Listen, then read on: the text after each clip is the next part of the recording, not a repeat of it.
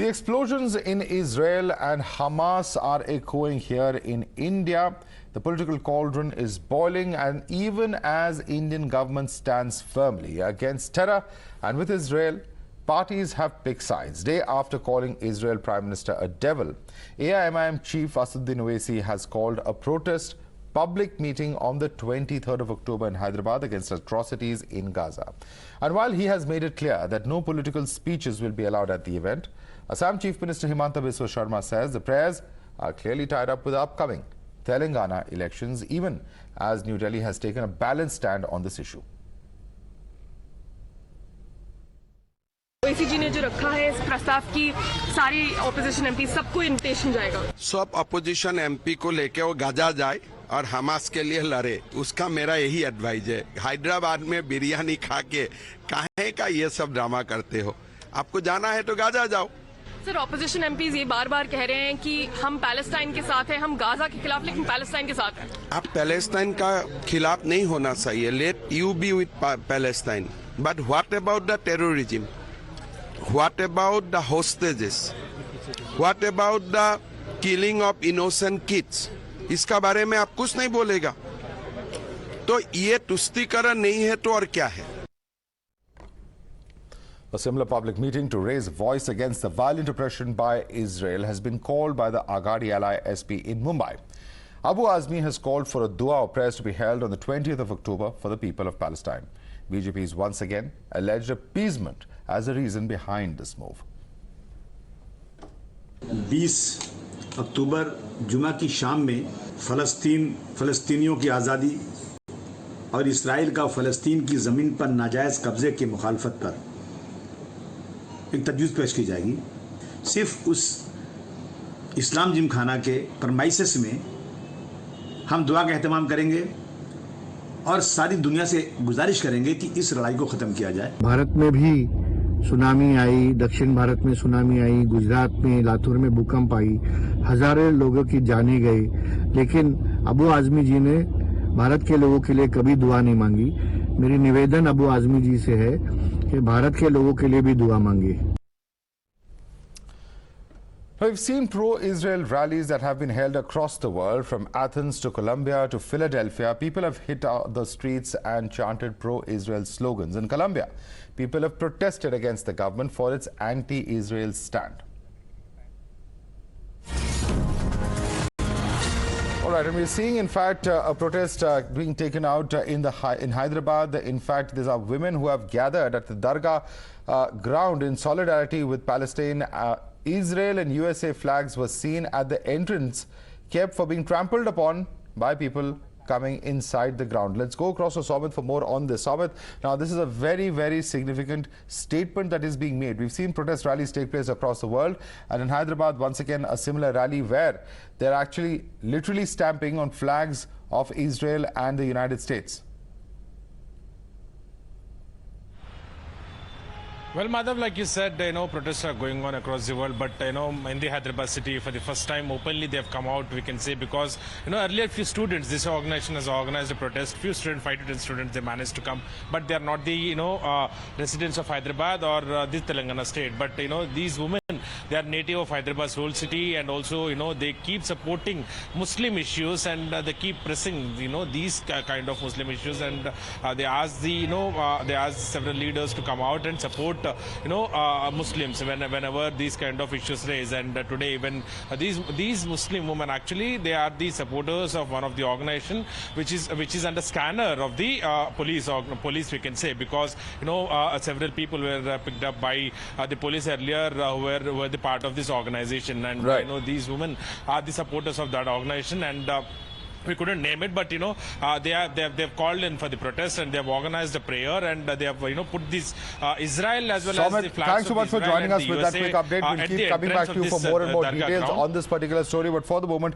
let me quickly take this across to our guest joining us. We have with us Niti Jain, spokesperson of the BJP. With us also is Kailash Adhikari, MD of Governance Now. Dr. Asha Mirghese, NCP spokesperson from the Sharad Pawar side, joining us. But we also have with us Ghanshyam Tiwari, national spokesperson of the SP, who I'm going to go to first. Ghanshyam Tiwari, the point being made over here, you would have heard what Himanta Sharma says, but the point being made is this, that at the end of the day, this is all being done for vote bank politics, is the allegation of the BJP. How do you respond? Ghanshyam. To you, my fellow co-panelists and the viewers, I have 3 quick points. One, that BJP has been a flag bearer of terrorist supporting in India, terrorist support in India. So, Himanta Biswa Sarma and other BJP leaders were accused in Manipur of seeking support of terrorist groups for elections. He is talking about people going to Gaza. Why can't he go to Manipur? Why can't the Prime Minister go to Manipur? Why can't Home Minister go to Manipur? The fact that Manipur is burning and BJP and its leaders are looking at the tragedy unfolding in Israel versus Palestine is shameful, because they are in power both at center and as well as in Manipur. One second. Ghanshyam, are you comparing a terror attack like what happened on the 7th October to something that happened in Manipur? Is there any comparing the two? India has been a victim of terror, and nobody is justifying what's happened in Manipur by a stretch. Certainly the government there has to be accountable. But can you really fairly compare what has happened in Manipur, a prolonged series of violent incidents, with a single terror attack? Where there is war, in fact, right now that we're seeing? That's my second point. The promptness at which ministers in this government and the Prime Minister himself tweeted about Israel, tweets about Palestine, writes about Palestine. How many times has he written about Manipur? How many tweets can Times Now show of Prime Minister of India talking about Manipur? Not until the shameful videos of the women paraded naked came out that the Prime Minister found shame to come and speak about Manipur.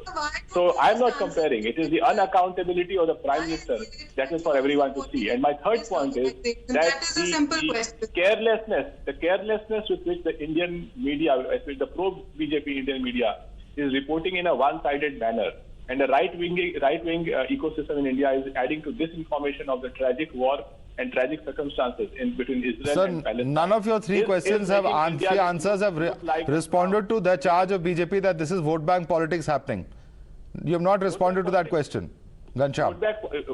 Not going to Manipur is vote bank politics? Asking the Prime Minister I'm asking you about the protest taking place on Palestine, sir. You're taking it back again and again to Manipur. It's a simple question I'm asking you. Why don't you address the issue at hand?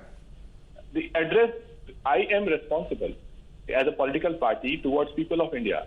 I am responsible to ask the question to the Prime Minister. Is the Prime Minister responsible to answer to Manipur? So okay. My point is... Okay, Niti Jain, I've given you enough opportunity, Ghanshyam, on this question. You've not addressed the issue. Niti Jain, respond to the charge that it's your government that has been insensitive to Manipur. I don't know how that justifies what's happening in Palestine or the positions taken by people here, but since the question has been asked, please respond.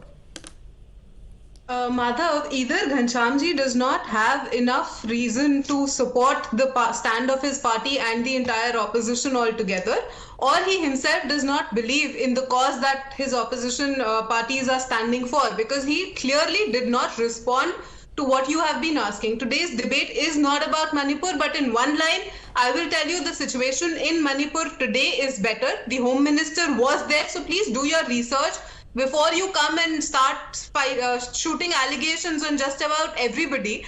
And this matter that we are talking about today, sir, is about Israel and Palestine. This is about terrorism, and this is about an entire opposition in this country standing to support a terrorist organization.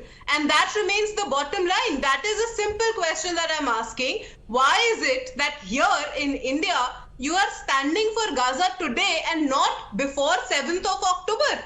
Israel or Palestine ka jo mudda hai, this is not a new matter. This is a very old matter. No, but Niti Jain, their argument is that they are standing for the people of Gaza. They are not standing for the terrorist groups. They are saying take action on terrorists, but the humanitarian the humanitarian problem with water, electricity being cut off, hospitals, of course, that have been bombed, and medical facilities not being available, that is a serious issue of concern, is what many of the political parties are saying, and many of the OIC countries have also said. Madhav, that is a part where I was asking, why is it that they did not raise this matter before the 7th of October, when Hamas made that entire attack in Israel, where the toddlers were killed, where women were raped and taken away in cars while they were still bleeding, and the humanitarian effect. Sir, जब दो देशों के बीच में लड़ाई होती है, it is between the armies. It is not on the people of any of the country. The Israel army or the Israel government has put out pamphlets. They have made notices that let the citizens go to the southern Gaza and the attack would be done on Hamas. Their action is being taken on Hamas. But right now it is Hamas that is not letting the civilians go away. So how is it that you are not raising a question on the entire Islamic rule of these people who are using women and children as shield to save themselves? How is this an army? All right, there's some breaking news coming in. Just a second, Niti Jain. There's some breaking news coming in, and this is the information that we have at this point of time. As far as the Prime Minister is concerned, he's spoken to the Palestinian Authority President Mahmoud Abbas, and he's conveyed condolences at the loss of civilian lives at the Al-Ahli Hospital in Gaza. Continue to send humanitarian assistance for the Palestinian people. Share deep concern at terrorism, violence and deteriorating security situation in the region. Reiterated India's long-standing principal position on Israel-Palestine issue. Let's go across to Rishabh for more on this. Rishabh, very significant. A few days ago we had seen how in fact PM Modi had spoken to PM Netanyahu, and now he has also spoken and expressed condolences at the loss of civilian lives at the Al-Ahli Hospital in Gaza, speaking to the Palestinian Authority president there. Well, definitely, Madhav, Prime Minister Modi has spoken to the Palestinian Authority President and have extended his condolences, and also at the same time have reaffirmed that India will continue to send humanitarian aid to Palestine. India making it very clear that Hamas and Palestine are two different things, and we support the Palestinian cause, and this is what the External Affairs Ministry also very clearly has stated time and again, that India and its long-standing faith that both Palestine and Israel should coexist with defined and secured border in peace. This is what the UN resolution is. This is what the India and Indian government believe. Now, PM has extended condolences and have also assured that the humanitarian aid will be sent as it was being sent by India to Palestine. Okay. India stands with Israel in the war against terrorism, against Hamas, but definitely at the same time do understand that the long-term matters in Palestine do have precious lives. Okay. Let me request our guest to stay on with us. We're going to come back to you, Kailash Adhikari and Dr. Asha Birge. We're slipping into a quick break, but we'll continue with this discussion in just a few minutes. Thanks so much for joining us there, Rishabh. Let me take this across to our panelists now. We're discussing, of course, the protests that have been taking place, expressing solidarity with Palestine. But Kailash Adhikari, when the Prime Minister himself has spoken to the President of a Palestinian Authority, Mahmoud Abbas, then with what right is the BJP questioning opposition leaders who are also expressing solidarity with the people of Palestine and not the terror groups? Madhav, there's a difference in intention. See, we have all known that India has never changed its position on the Israel-Palestine issue. And that is what Honorable Prime Minister has also reiterated in his tweet. What sense is coming out from the opposition, what statements are they making, and a veteran politician like Shri Sharad Pawarji, is that it is talking of the language of vote bank politics. And India has always in every manner condemned terrorism. And when innocent peoples were killed in Israel, India condemned that. And that is what the Bharatiya Janata Party is trying to say, that the political parties in such issues, even though they are opposition, they should follow the same line as the nation in this case, since it is a diplomatic issue and it is an issue of an international front.